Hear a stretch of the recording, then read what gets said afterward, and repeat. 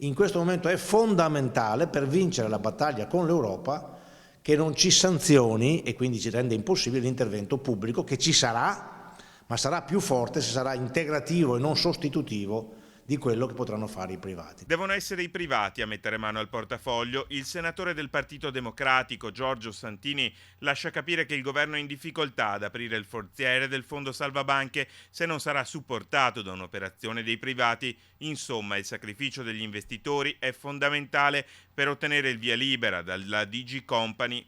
La strada per la salvezza continua a essere in salita per la Popolare di Vicenza e la Montebellunese Veneto Banca. Difficile ipotizzare che i privati, cui portafogli titoli sono stati messi a dura prova negli ultimi mesi, mettano soldi freschi in Veneto Banca e Popolare di Vicenza. Siamo arrivati dopo aver sborsato come privati più di 10 miliardi, come privati cittadini rinunciando al valore delle azioni, e 5 milioni di Atlante, adesso pretendono che ci mettano ancora un miliardo di euro i privati. Mi sembra una richiesta assurda quando il governo aveva già stanziato 20 miliardi di questo fondo per il salvataggio delle banche, quindi i fondi ci sono. Occhi puntati quindi sul governo, in particolare su Padoan. Toccherà al ministro decidere se forzare la mano e rischiare le bacchettate dell'Europa o se piegarsi alle richieste che arrivano da Bruxelles e Francoforte. La politica non ha programmato in tempo questa operazione di salvataggio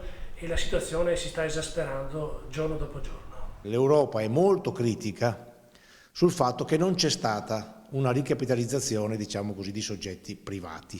Alla fine una qualche soluzione dunque si troverà, ma il braccio di ferro tra istituzioni potrebbe trasformarsi in una trappola logorante, un rischio per un territorio che ha già pagato un prezzo altissimo.